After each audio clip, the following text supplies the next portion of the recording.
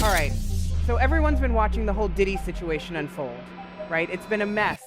A long time coming, if you ask me. But here's the thing. It's not just about Diddy anymore. The spotlight's swinging around, and it's landed squarely on Jay-Z. And his reaction? Radio silence. And in a world where everyone's got an opinion and a platform, that silence speaks volumes. Now, 50 Cent's documentary, whatever you think of him, it really did throw a match into a dry forest. Suddenly, all those whispers and rumors that have been swirling around for years, they're not just whispers anymore. They're being shouted from the rooftops. And a lot of those whispers, they involve Jay-Z. For years, there's been this uneasiness, this feeling that Jay-Z was somehow connected to some of the darker stuff surrounding Diddy. But it was always brushed aside. You know, he's too big to fail, that kind of thinking. But now, with these alleged private messages between him and Diddy supposedly leaked by 50, people aren't looking the other way anymore. They're demanding answers. And Jay-Z? Crickets. It's not just that he's not commenting on the Diddy stuff. It's like he's vanished from the face of the earth. No public appearances, no statements, nothing. And that's got people wondering, is this a calculated move? Is he trying to let the storm pass? Or is there something more to it? See, some insiders are saying that the allegations suggest Jay-Z wasn't just nearby when some of this stuff went down. They're saying he might have known more than he let on, that he might have even been involved in protecting certain situations. And that's a whole different level of messed up. 50 Cent, love him or hate him, he's been pretty vocal about all of this. He said he intentionally kept his distance from Diddy's inner circle, that there were invitations and environments that made him uncomfortable. And now he's saying that's why he feels confident speaking out. He claims he found out about the allegations the same way everyone else did, through the news, and that none of it shocked him. But it's not just the Diddy stuff. Remember Jaguar Wright? She came out and said that Jay-Z was actually worse than Diddy, that he'd done even more extreme things to women. She even claimed she had scars to prove it. And she accused him of recording these alleged attacks, just like the accusations against Diddy. Now, that's some heavy stuff. And it's all resurfacing now, fueled by the Diddy situation and Jay-Z's silence. People are connecting the dots, revisiting old interviews, and the conversation is getting louder and louder. The question everyone's asking is, can Jay-Z's silence last? Can he really just wait this out and hope it all goes away? Or is this the beginning of something much bigger?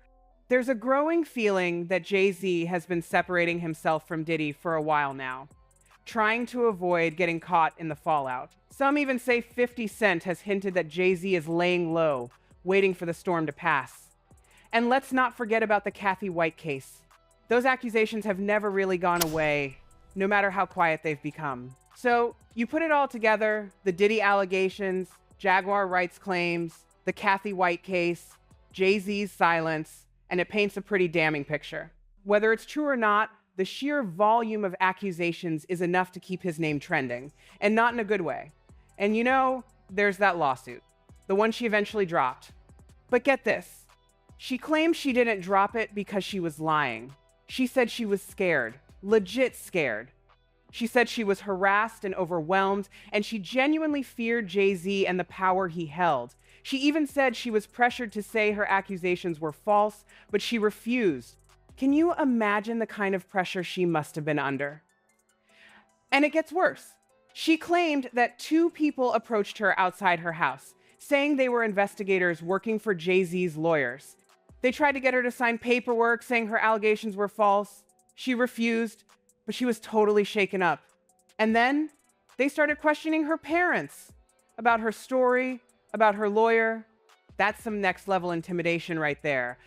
She said that's what ultimately made her drop the claim. She was afraid of being exposed publicly, of becoming a target for online attacks from Jay-Z's fans. The pressure became too much. Meanwhile, you got industry insiders warning that all it takes is one criminal investigation to flip everything upside down, not just for Diddy, but for anyone connected to him. That's why a lot of people see 50 Cent's documentary as a turning point. It's not just about one guy getting exposed. It's about how power worked behind the scenes for years. Who knew what was happening and who might get dragged into it next? Some people are wondering how Diddy managed to stay protected for so long. The theory is that he surrounded himself with powerful people and controlled information tightly, making it hard for anything to stick. But now, with these rumors spreading, there's speculation that Diddy might be cooperating with the authorities to reduce his own exposure. And if that's true, who knows what's going to come out? Could Jay-Z's name be part of the story? It's a real possibility. Honestly, this is where things start to feel really real. Once people start talking, it's almost impossible to stop the momentum. The documentary is out, and it's clear this story isn't stuck in the past. It feels like the beginning of something bigger. Every new detail pulls more attention towards the people who stayed quiet for years, and Jay-Z is right in the middle of that. And you know, his history with Diddy runs deep. No matter how much his lawyer tries to downplay it. When Jay-Z's lawyer claimed they were never really close, a lot of people didn't buy it. Gene Deal, who used to work for Diddy, straight up disagreed. He said the relationship between Jay-Z and Diddy wasn't casual or distant. He said it was familiar, comfortable, and very public. He pointed to moments on stage where Diddy was openly touchy-feely with Jay-Z in front of crowds. He said that wouldn't happen between people who weren't genuinely close. He also remembered Diddy making big public statements about Jay-Z being the only person allowed to call him by his real name, Sean. Deal thought that sent a clear message about their bond. It wasn't accidental. It was intentional. Deal said their closeness wasn't just for show. It extended into their personal lives, inside jokes, shared social circles. It was the kind of familiarity that comes from spending a lot of time together. You can't fake that. Pretending it didn't exist doesn't make sense. He even brought up that stage appearance in Atlanta where Diddy joined Jay-Z in front of a crowd. He said it looked super comfortable. 50 Cent even referenced that moment, which kept the clip circulating online. Deal said that wasn't a coincidence. Other people noticed the same dynamic. And here's the thing. Deal said it's not about being a Jay-Z fan or hater. His perspective comes from past situations where there was tension, but Jay-Z later acted like nothing happened. He said that's how people at the top operate. They move through situations, leave impacts behind, and then forget about them because they're living in a different world. And that's a hard truth. When powerful people rewrite history, who gets to challenge it? Deal thinks the attempt to downplay the Jay-Z and Diddy connection is damage control. And once people start revisiting old footage and statements, it's harder to convince them that nothing was ever there. He said, you could tell that the people in power had gave that ring to Diddy and Jay was next in line. So to separate him, when in fact they may be two of the same, but because Jay-Z is low-key, that low-key sneaky, and Diddy is rambunctious, it don't mean that they not two of the same. One, just a little quiet with this. That's where this story gets uncomfortable. Deal said people in powerful positions often create situations without thinking about the impact. Later on, when they have families, their perspective changes. When they imagine their own child in the same situations they once ignored, reality hits differently. What seemed normal suddenly feels wrong. He also brought up that whole Pop Smoke situation.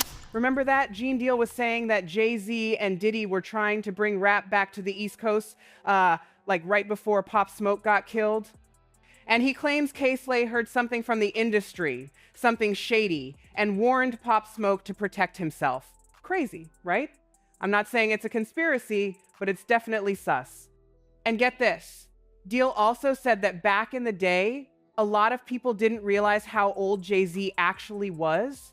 He didn't have facial hair, he blended in. So when he was around younger women, people just assumed they were all around the same age. But Deal's saying that Jay-Z was in his 32nds, and these women were much younger. He's saying a grown man in his 32nds being with teenagers? That's a problem, plain and simple. And now, with Jay-Z having daughters of his own, Deal thinks he might finally understand why those situations were never okay. He's saying the industry's been full of this kind of stuff for years. Things people saw, heard, suspected, but never talked about. But now, with people sharing their stories online, it's making others uncomfortable. Not because the stories are new, but because they're finally being said out loud. And that's the thing, man. Once people start talking, once these stories are online forever, there's no erasing them. And for some people in the industry, that's terrifying. Look, this isn't just about leaked messages or one documentary. It's about silence, power, and the people who've managed to stay untouchable for years. And as more insiders speak up and old clips resurface, the pressure on Jay-Z is only going to keep growing. You know, it's like that saying, the truth will come to light. And whether that truth is what people expect or not, the fact that the conversation is happening at all is a big deal. There was also that story about someone being offered a record deal, but being told there were two ways to leave the building: with a signed deal or through a 29th floor window. That's not just aggressive negotiation, that's straight up intimidation. And it paints a picture of an industry where people are willing to do whatever it takes to get what they want. So, what's next? I mean, the feds are involved now. They're not just gonna pack up and go home. They're gonna dig, and they're gonna find something. And if Diddy's really looking at serious jail time, you think he's not gonna cut a deal? You think he's gonna go down alone? Nah, he's gonna sing like a canary. And that's what's got everyone on edge. And Jay-Z? He's gotta know that. He's gotta be sweating bullets right now. All that power, all that influence, it doesn't mean jack when the feds come knocking. The question is, what's he gonna do? Is he gonna keep playing the silent game? Is he gonna try to deny everything? Or is he gonna come clean and try to get ahead of it? Honestly, I don't know. But I do know this: the game has changed. The internet's democratized information. People aren't just gonna blindly believe what they're told anymore. They're gonna do their own research. They're gonna connect the dots. And they're gonna demand answers. And that's a good thing. Because for too long, these powerful people have been able to operate in the shadows without any accountability. But those days are over. The spotlight's on, and everyone's watching. Whether Jay-Z likes it or not,